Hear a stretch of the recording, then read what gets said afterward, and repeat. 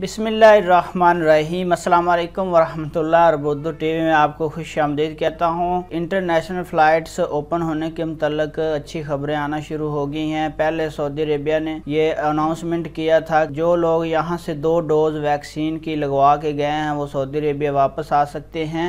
आज सऊदी अरब ने मुत्तहिदा अरब अमारात, जनूबी अफ्रीका और अर्जेंटाइन के लिए बर्री, बहरी, फ़ज़ाई सरहदें खोलने का ऐलान किया है। वज़ारत दाखिला के मुताबिक बुध को सुबह 11 बजे से अमल दरामद शुरू हो जाएगा। सऊदी वज़ारत दाखिला के ट्विटर अकाउंट के मुताबिक इससे कबल वबाई असरात के पेश नज़र मुतअद्दिद ममालिक से आने वाले सऊदी अरेबिया के लिए बर्री, बहरी और फ़ज़ाई सरहदें बंद करने का फैसला किया गया था। सऊदी अरब के मुतल्लिका हुक्काम मुल्की व बैनुल-अक़वामी सतह पर वबा के बदलते हुए हालात पर मुसलसल नज़र रखे हुए हैं। वज़ारत दाखिला का कहना है कि नए हालात के पेश नज़र 3 ममालिक मुत्तहिदा अरब अमारात, जनूबी अफ्रीका और अर्जेंटाइन से आने वालों के लिए सऊदी अरब की फ़ज़ाई, बर्री, बहरी सरहदें खोलने का फैसला किया गया है। सऊदी शहरियों को इमारात समेत 3 ममालिक के सफ़र की इजाज़त दी गई है। वज़ारत दाखिला ने कहा है कि वो कोरोना SOPs की पाबंदी करते रहें,